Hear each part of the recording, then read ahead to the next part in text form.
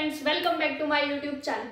तो आज हम लोग अपना एक नया टॉपिक करने वाले हैं, बेसिकली इंटरनेशनल इकोनॉमिक्स का। ठीक है, और बहुत इंपॉर्टेंट टॉपिक है। तो आज से हम लोग अपनी इंटरनेशनल इकोनॉमिक्स भी स्टार्ट कर देंगे और कुछ कुछ टॉपिक्स उसके भी करने वाले हैं। ठीक है, तो क्या है वो एब्सोल्यूट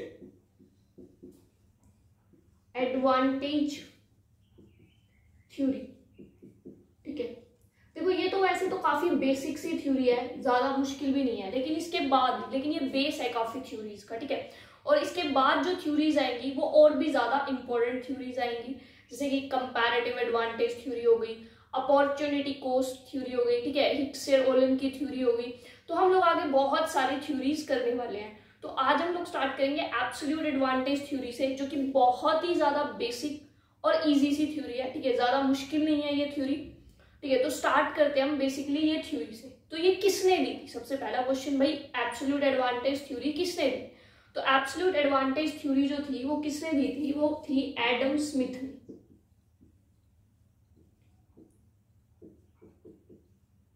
ठीक है, और कब दी थी? 1776 के अंदर। अब एडम स्मिथ ने अपनी बुक लिखी थी वेल्थ ऑफ नेशन, ठीक है, an inquiry into the wealth of nation, उसके अंदर उन्होंने ये थ्योरी दी थी, into the wealth of nation. ठीक है, तो ये बेसिकली जो थी एब्सोल्यूट एडवांटेज थ्योरी किसने दी? एडम स्मिथ ने 1776 में। और कौन सी बुक में दी उन्होंने? An inquiry into the wealth of the nation, इस बुक के अंदर उन्होंने अपनी इस थ्योरी को दिया था। ठीक है, अब बात आती है उन्होंने इस थ्योरी के अंदर क्या कहा? देखो, एब्सोल्यूट एडवांटेज मतलब कि बिल्कुल एब्सोल्यूट क्या हो गया कि बिल्कुल प्रॉपर उस चीज का, और एडवांटेज मतलब फायदा, जिस चीज में फायदा हो। अब हम बात कर रहे हैं किस चीज की? इंटरनेशनल ट्रेड की। ठीक है, इंटरनेशनल इकोनॉमिक्स से किससे रिलेटेड है? ट्रेड थ्योरी से रिलेटेड है। तो ट्रेड की हम लोग बात करें तो ये इन्होंने कहा कि जो भी कंट्री है, जिस कंट्री को जिस चीज में एडवांटेज है, किसके? प्रोडक्शन के एडवांटेज है, वो उसी को प्रोड्यूस करे, उसी को एक्सपोर्ट करे। ठीक है, और जो चीज उसको मतलब जो चीज वो अच्छे से नहीं कर सकती उसको वो इंपोर्ट करे। ठीक है, तो ये थी एब्सोल्यूट एडवांटेज थ्योरी। देखो बहुत सिंपल सी है। ठीक है, और आपको भी समझ नहीं आई तो हम डिटेल में करेंगे तो और आपको अच्छे से समझ आ जाएगी। ठीक है, तो स्टार्ट करते हैं हम लोग अपनी एब्सोल्यूट एडवांटेज थ्योरी को बेसिकली। ठीक है, तो एब्सोल्यूट एडवांटेज थ्योरी आपको पता चल गया किसने दी, ठीक है, कब दी और कैसे थी। ठीक है, तो देखो अब इन्होंने इसमें कुछ अजम्पशंस ली, पहले हम उन्हीं की बात कर लेते हैं। Assumptions of absolute advantage theory, क्या क्या अजम्पशंस थी? First, there are only 2 countries, कि पूरे वर्ल्ड में 2 ही कंट्री है, हम 2 ही कंट्री की बात कर रहे हैं। ठीक है, दूसरा, 2 ही गुड्स का प्रोडक्शन हो रहा है, 2 कंट्री है, 2 ही गुड्स का प्रोडक्शन हो रहा है। तीसरा क्या है कि एक ही फैक्टर ऑफ प्रोडक्शन है, और वो क्या है? वो है जी लेबर। ठीक है, कैपिटल का हमने अभी लिया ही नहीं कुछ, तो एक ही फैक्टर ऑफ प्रोडक्शन है जो कि क्या है? लेबर है। ठीक है, फोर्थ जो हमेशा लेके चलती है, ठीक है, परफेक्ट कंपटीशन। क्लासिकल्स की तो फेवरेट है ये अजम्पशन, परफेक्ट कंपटीशन। तो इन्होंने क्या लिया कि there is a perfect competition. और कौन सी फेवरेट है? नो गवर्नमेंट, गवर्नमेंट ही नहीं होगी भाई। ठीक है, बिना गवर्नमेंट के ट्रेड होगा। ठीक है, जब गवर्नमेंट ही नहीं है तो फिर ये जो है सो होता है कि इससे ज्यादा ट्रेड नहीं करता। Barriers, restrictive barriers, quantitative, qualitative, जिसको हम ट्रेड बैरियर्स बोलते हैं, ये जो इंपोर्ट ड्यूटी, एक्सपोर्ट ड्यूटी, ऐसा कुछ भी नहीं है। ठीक है, नो ट्रेड बैरियर्स। तो ये तो थी उनकी अजम्पशंस, क्या कि 2 ही कंट्री है जो कि 2 ही गुड्स का प्रोडक्शन कर रही है, एक फैक्टर ऑफ प्रोडक्शन है, कौन सा? लेबर, परफेक्ट कंपटीशन है, ठीक है, गवर्नमेंट नहीं है, ठीक है, और ट्रेड बैरियर्स भी नहीं है। मतलब कि ट्रेड कैसा है? ट्रेड है फ्री ट्रेड, जिसको जितना ट्रेड करना है अपनी मर्जी है, आराम से करो। ठीक है, कोई बैरियर्स नहीं है, कोई रेस्ट्रिक्शंस नहीं है किसी भी तरह की। अब उन्होंने अपनी थ्योरी के अंदर क्या कहा? अब उन्होंने कहा कि मान लो 2 कंट्री है, ठीक है, लेट्स टेक एन एग्जांपल। एक कंट्री हमारी है ए और दूसरी है हमारी कंट्री बी। ठीक है, और ये 2 गुड्स का प्रोडक्शन हो रहा है, एक एक्स गुड का और दूसरा वाई गुड का। ठीक है। कंट्री ए जो है वो एक्स गुड मान लो प्रोड्यूस कर रही है 10 और वाई प्रोड्यूस कर रही है 2, ठीक है। कंट्री ए एक्स गुड प्रोड्यूस कर रही है, मान लो हम ले लेते हैं वीट, ठीक है, ये ले लिया हमने कॉटन, ठीक है। तो एक कंट्री है वो 10 वीट का प्रोडक्शन कर रही है और 2 कॉटन का। ये अभी यूनिट्स मत लगाना साथ में कि भाई इसको भाई वीट तो है किलो में होता है और कॉटन जो है वो ऐसे होती है, तो अभी वो चीज नहीं लेके चल रहे हम, ठीक है। तो वीट का प्रोडक्शन 10 हो रहा है, कॉटन का 2 हो रहा है, ठीक है। अब क्या है, ये जो दूसरी कंट्री है, ठीक है, कंट्री बी, कंट्री बी जो है वो मान लो इसका प्रोडक्शन कर रही है 3 और से इसका प्रोडक्शन वो कर रही है 20, ठीक है। जस्ट हम लोग मान के चल रहे हैं, ठीक है। तो इतना प्रोडक्शन, चलो इसका 7 8 कुछ ले लेते हैं, मान लो इसका 7 हो रहा है, तो इतना प्रोडक्शन हो रहा है। अगर मैं कहूं कि यहाँ पे स्पेशलाइज्ड कौन सी है कंट्री, कौन सी कंट्री स्पेशलाइज्ड है, देखो कंट्री ए जो है वो वीट का तो 10 कर रही है और कॉटन का 2 कर रही है, ओके। कंट्री बी जो है वो वीट का तो 3 कर रही है और कॉटन का 7 कर रही है, यानी कि ये जो कंट्री ए है ये कंट्री बी से वीट में अच्छी है। लेकिन अगर कॉटन में देखा जाए तो कंट्री ए जो है वो तो कम कॉटन कर रही है, तो हम कह सकते हैं ना कि जो कंट्री ए है वो स्पेशलाइज्ड है। किस चीज में स्पेशलाइज्ड है वो? वीट के प्रोडक्शन में, स्पेशलाइज्ड इन वीट, ठीक है। और जो हमारी कंट्री बी है, कौन सी कंट्री बी, वो किस चीज में स्पेशलाइज्ड है?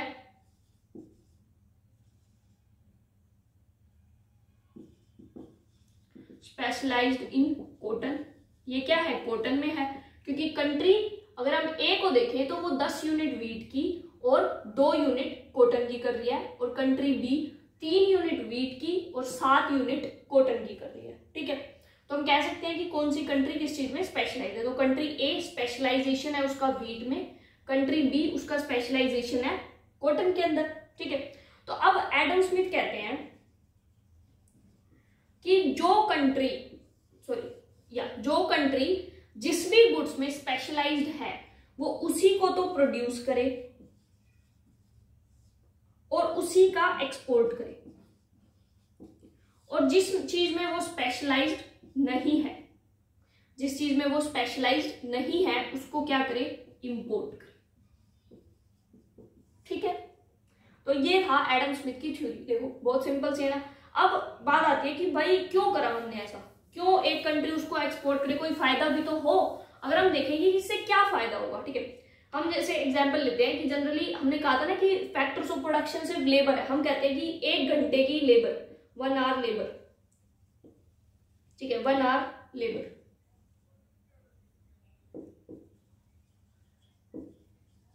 तो हम कह रहे हैं कि कंट्री ए जो है अगर वो 1 घंटा लेबर वीट के प्रोडक्शन में लगाए तो वो 10 यूनिट करेगी, और वही कंट्री अगर 1 घंटा अपनी लेबर कॉटन में लगाए तो वो 2 यूनिट करेगी, फाइन। और इधर देखो, ठीक है, अगर ये कंट्री बी 1 घंटा अपनी लेबर वीट में लगाए तो वो 3 यूनिट करेगी, वहीं अगर वो कॉटन में लगाए तो 7 यूनिट करेगी। अब मैं कहूं कि अगर यहां से, ठीक है, सिंपल सा है, ध्यान से देखो, अगर ये जो लेबर यहां काम कर रही है, ठीक है, ये जो लेबर 1 घंटा यहाँ पे काम कर रही है, अगर इस लेबर को हम लोग यहां की जगह यहां लगा दें, ठीक है, तो हमें इसका तो 2 का नुकसान होगा, चलो हम उसको तो इंपोर्ट कर लेंगे, ठीक है, लेकिन हमें फायदा कितना होगा ये भी देखो। हम क्या कह रहे हैं, सिंपल सी बात है कि हमने जो यहाँ लेबर, क्योंकि एडम स्मिथ ने क्या कहा, वो जिस चीज में स्पेशलाइज्ड है उसी का प्रोडक्शन करे, दूसरी का ना करे। तो हमने क्या किया, ये जो एक लेबर जो यहाँ पे हमें 2 ही यूनिट की प्रोडक्शन दे रही है, जस्ट सपोज अगर हम एक इस लेबर को यहाँ लगा दें, ठीक है, एक लेबर को अगर हम वीट के प्रोडक्शन में लगा दें तो वही हमें 10 का प्रोडक्शन देगी। तो एक लेबर अगर यहाँ काम कर रही है तो 10 का प्रोडक्शन हो रहा है। जो यहाँ कॉटन का हम प्रोडक्शन क्या कर रहे हैं, बंद, क्योंकि एडम स्मिथ की थ्योरी ने कहा है जिस चीज में स्पेशलाइज हो उसी का प्रोडक्शन करो। तो हम क्या करते हैं, वीट का प्रोडक्शन कर रहे हैं। तो यहाँ जो लेबर काम कर रही है हम इधर लगा दिए हमने, तो हमें कितना का प्रोडक्शन देगी, वो 10 का, क्योंकि एक लेबर अगर वीट में काम कर रही है तो वो 10 का प्रोडक्शन दे दिया, 1 घंटा काम कर रही है। तो यहाँ से लेबर हमने लगाई यहाँ, मान लो, ठीक है, तो हमें प्रोडक्शन कितने का होगा, 20 का होगा। अगर हम सिर्फ वीट का प्रोडक्शन करें, तो हम कॉटन का कंट्री ए ना करके सिर्फ वीट का प्रोडक्शन करें तो कितना प्रोडक्शन होगा, 20 यूनिट्स का, ठीक है, कोई दिक्कत तो नहीं है, बहुत सिंपल सा है। कि कंट्री ए थी, वीट था, कॉटन था, वीट का प्रोडक्शन कर रही थी, अगर वो लेबर लगा के 1 घंटा तो 10 यूनिट प्रोड्यूस हो रही थी। वहीं अगर वो 1 घंटा लेबर कॉटन में लगा रही थी तो 2 यूनिट हो रही थी। हमने कहा एडम स्मिथ की थ्योरी के अकॉर्डिंग कि वो जिस चीज में स्पेशलाइज्ड है सिर्फ उसी का प्रोडक्शन करे, दूसरे का ना करे। तो अगर वो यहाँ प्रोडक्शन ना करके वो प्रोडक्शन सिर्फ और सिर्फ वीट का करे, तो अगर वो जो लेबर यहाँ काम करी थी वही 1 घंटा लेबर यहाँ काम करे तो प्रोडक्शन कितना होगा, 10 का और होगा। तो 10 का जो पहले लेबर करी है, जो कॉटन वाली लेबर हमने यहाँ करी, तो वो 20 यूनिट का प्रोडक्शन हुआ। एक तरह से रिसोर्सेज हम लोग कह रहे हैं कि हम शिफ्ट कर रहे हैं, ठीक है। सेम कंट्री बी, अगर कंट्री बी जो है ये हम कह रहे हैं कंट्री ए का, देखते हैं कंट्री बी का, ठीक है।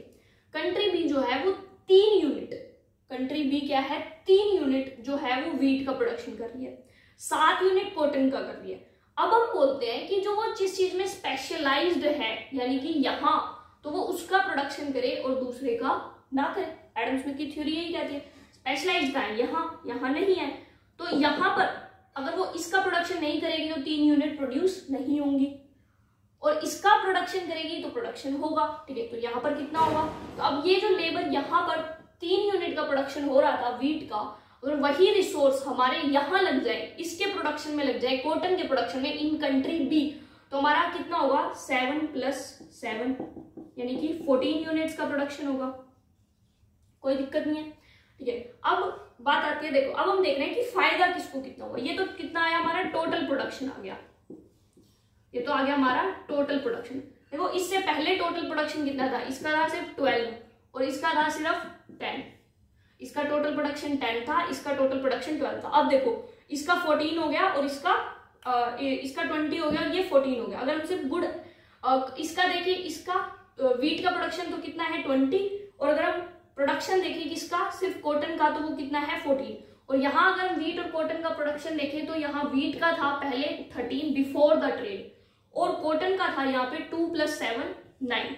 लेकिन अब देखो, ठीक है, तो ये उन्होंने कहा कि टोटल प्रोडक्शन तो इंक्रीज होगा अगर आप अपनी जो है सारे रिसोर्सेज उस चीज में लगाओ जहां आप स्पेशलाइज हो, ठीक है। अब देखते हैं कि किस कंट्री को कितना फायदा हुआ। टोटल प्रोडक्शन 20 यूनिट्स का, 14 यूनिट्स का कंट्री ए ने किया, कंट्री बी ने। अब ये जो कंट्री ए है ये एक्सपोर्ट करेगी, भाई ये कंट्री बी थी, इसने इसको छोड़ के इसको बनाना शुरू किया, लेकिन ऐसा थोड़ी, इसकी जरूरत ही नहीं है, जरूरत तो पड़ेगी, तो 3 यूनिट इसको वो दे देगी।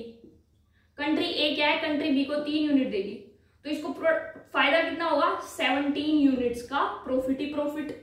अब इसका देखते हैं, ठीक है। यहां पर क्या हुआ, कंट्री बी को टोटल प्रोडक्शन हो रहा है 14, ठीक है, लेकिन उसको कॉटन का कुछ देना भी तो है ऊपर, ठीक है।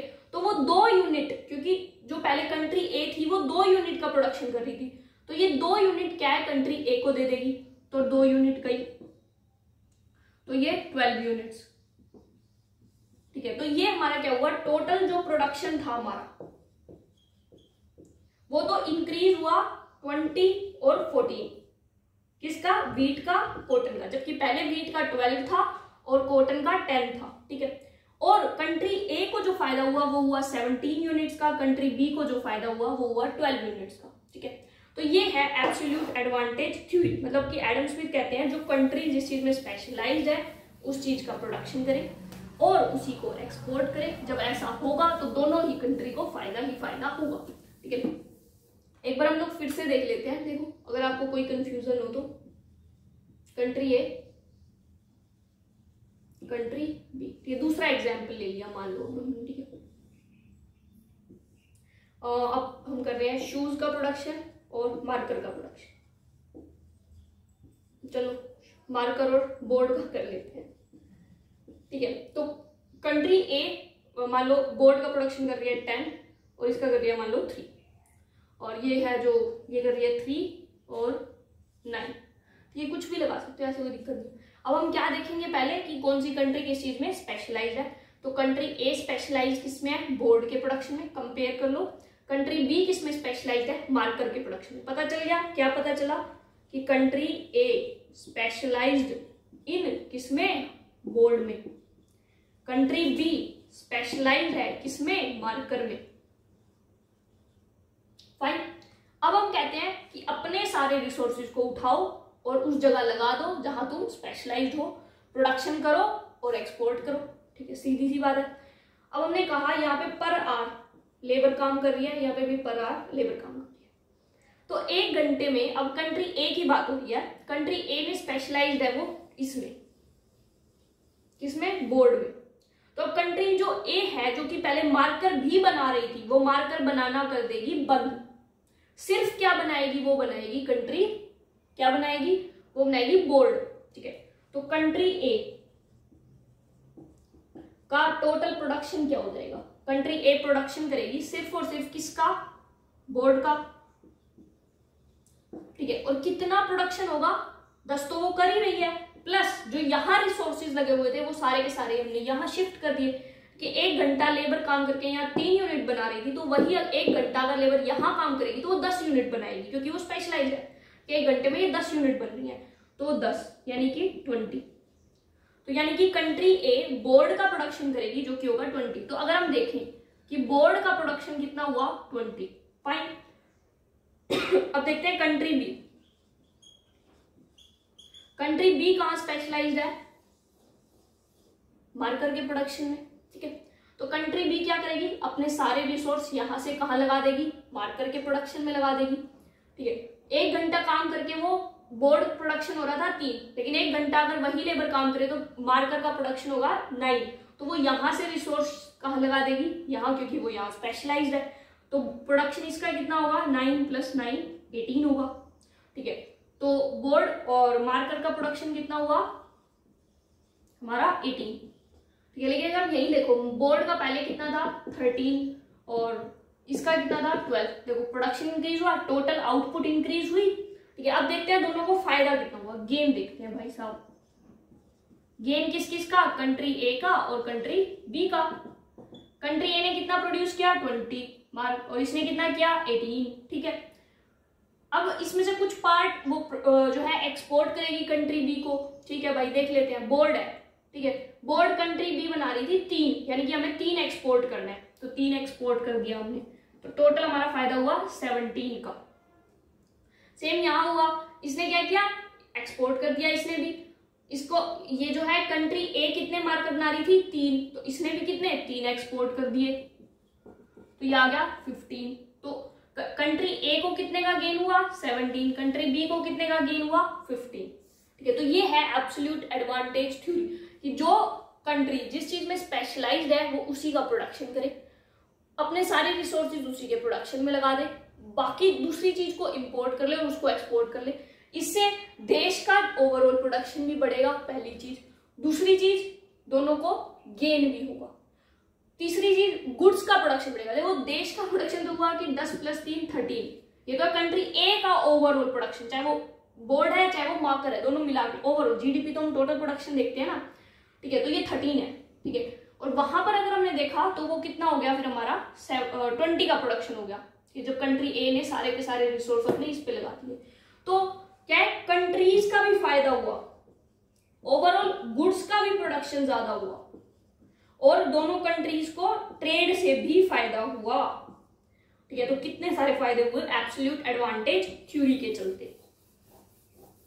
चलो भाई ठीक है, अब बात आती है कि फिर अब हम इसकी अगर बात करें तो इसके कुछ इंपॉर्टेंट पॉइंट्स की अगर हम बात करें। ठीक है, इंपॉर्टेंट एस्पेक्ट्स जो इसने बात की, क्या क्या बात की। पहली चीज, ये जो कंसेप्ट है ये है based on division of labour. भाई कैसे, ठीक है, तो माइंड में क्वेश्चन आएगा, क्योंकि हमने कहा था कि वो लेबर हम दिख रही थी ना, वो कि लेबर किस चीज में स्पेशलाइज थी। जैसे कि कंट्री ए में लेबर स्पेशलाइज किस में थी, बोर्ड में, ना कि मार्कर में। सारी लेबर उठा के मार्कर से कहाँ डाल दी, बोर्ड के प्रोडक्शन में। तो हमने क्या किया, डिवीजन ऑफ लेबर, जो लेबर जिस चीज में स्पेशलाइज्ड है उसको वही काम दे दिया। तो पहला डिवीजन ऑफ लेबर। दूसरा, फ्री ट्रेड। हमने कहा इतना प्रोडक्शन किया और इतना एक्सपोर्ट कर दिया, ऐसे ही थोड़ी एक्सपोर्ट हो जाता है। आजकल तो कितने सारे बैरियर्स हैं, ठीक है, टैक्स भरना, ये भरना, वो भरना, लेकिन वो कोई फ्री ट्रेड, कोई बैरियर नहीं है। तो फ्री ट्रेड की बेसिकली बात हो रही थी वहां पे। ठीक है, थर्ड, इंक्रीज इन प्रोडक्शन। दिखाया था ना, प्रोडक्शन में इंक्रीज होता हुआ, प्रोडक्शन में इंक्रीज भी हुआ था। ठीक है, फोर्थ, इकोनॉमीज ऑफ स्केल का benefit of economies of scale. कैसे भाई, देखो जब कंट्री ए अपने सारे रिसोर्स ही वहां लगा रही है, तो जब वो उस चीज का प्रोडक्शन कर रही है तो उसको इकोनॉमीज ऑफ स्केल का फायदा तो होगा, लार्ज स्केल पे प्रोडक्शन करेगी वो। जैसे हमने पहले पढ़ रखा है, माइक्रो की पूरी प्लेलिस्ट बनी हुई है अपनी। तो क्या है कि एक खेत है, अब उसमें आप चाहे इतना प्रोड्यूस करो या इतना, या पूरे खेत में आपको जितना रेंट देना है वो तो देना है, ठीक है। तो इकोनॉमीज ऑफ स्केल, जब आप ज्यादा प्रोडक्शन कर रहे हो तो आपको कुछ फायदे होते हैं, इकोनॉमीज होती हैं जो कि मिलती हैं, ठीक है। जैसे अब इस पे अपनी अपनी अलग वीडियो है तो वो लोग देख सकते हैं अगर आपको नहीं पता तो, ठीक है। Fifth, benefit of natural resource, ठीक है। जैसे कि अगर हम बांग्लादेश देखें, बांग्लादेश आजकल बहुत प्रोडक्शन कर रहा है क्लोथ्स का, क्योंकि उनका मे बी उनका क्लाइमेट जो है उसको फेवर करता हो, ठीक है, इसलिए वो उस चीज में। इंडिया जो है वहाँ व्हीट राइस का अच्छा प्रोडक्शन है क्योंकि हमारा भाई क्लाइमेट फेवर कर रहा है हमको, ठीक है। तो हम क्लाइमेटिक कंडीशंस का भी फायदा उठा रहे हैं, नेचुरल रिसोर्सेज का भी फायदा उठा रहे हैं, तभी तो हम उस चीज में स्पेशलाइज है, तभी तो हमारा उस चीज का प्रोडक्शन ज्यादा हो रहा है, ठीक है। जैसे कि हम कहते हैं कि भाई कॉटन कहाँ उगेगी इंडिया में, तो महाराष्ट्र में ज्यादा पाएगी, ठीक है। चावल कहाँ होंगे, तो भाई पंजाब साइड में ज्यादा चावल उगते हैं, ठीक है। तो वो क्या होता है, क्लाइमेटिक कंडीशंस का, नेचुरल रिसोर्सेज का ही तो फायदा उठा रहे हैं। Same applies to countries also. हमारा कंट्री एक अलग क्लाइमेटिक कंडीशन में, एक अलग नेचुरल रिसोर्स है, हमारे जो नेचुरल रिसोर्स है, जो क्लाइमेट कंडीशन है, अगर हम उसी के अकॉर्डिंग काम करेंगे तो हम बहुत सारा पैसा कमाएंगे, ठीक है।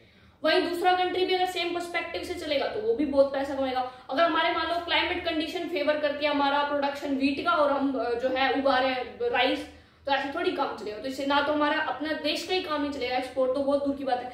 तो हम क्या कर रहे हैं, हमने नेचुरल रिसोर्सेज का, क्लाइमेटिक कंडीशंस का फायदा उठा रहे हैं, ठीक है। टेक्नोलॉजी का एफिशिएंटली यूज कर रहे हैं। तो ये थी हमारी एब्सोल्यूट एडवांटेज थ्योरी।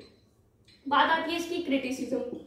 तो देखो भाई, जो पहले से हम पढ़ते हैं सारी अजम्पशंस, क्रिटिसिज्म कि दो गुड्स कभी नहीं होंगी, ठीक है। दो कंट्री में ट्रेड यानी कि बायलैटरल ट्रेड कभी नहीं होता, मल्टीलैटरल ट्रेड होता है, ठीक है। बहुत सारी कंट्रीज के साथ होता है ट्रेड, दो गुड्स का नहीं होता, बहुत सारी गुड्स होती हैं। परफेक्ट कंपटीशन तो कभी होता ही नहीं, गवर्नमेंट तो है ही है, ट्रेड बैरियर्स तो नहीं होने हैं, ठीक है। तो ये सारी की सारी क्या है, क्रिटिसिज्म है। और इन्होंने कह दिया कि एक कंट्री एक चीज में स्पेशलाइज्ड है। अब मान लो एक कंट्री एक चीज में स्पेशलाइज ना हो तो क्या करें, कि मान लो कंट्री ए ही है, वो ही दोनों गुड्स में स्पेशलाइज्ड है, तो क्या करें। तो उसके लिए आती है नेक्स्ट थ्योरी जिसको हम बोलते हैं कंपैरेटिव एडवांटेज थ्योरी, कि एक कंट्री दोनों ही चीज में स्पेशलाइज्ड है लेकिन फिर भी वो ट्रेड से बेनिफिट उठा सकते हैं। कैसे उठा सकते हैं वो नेक्स्ट थ्योरी में हम देखेंगे। वो थ्योरी किसने दी थी, डेविड रिकार्डो ने। उसको हम कंपैरेटिव एडवांटेज थ्योरी बोलते हैं। So thank you so much, मिलते हैं नेक्स्ट वीडियो में नई थ्योरी के साथ। Till then bye bye, take care.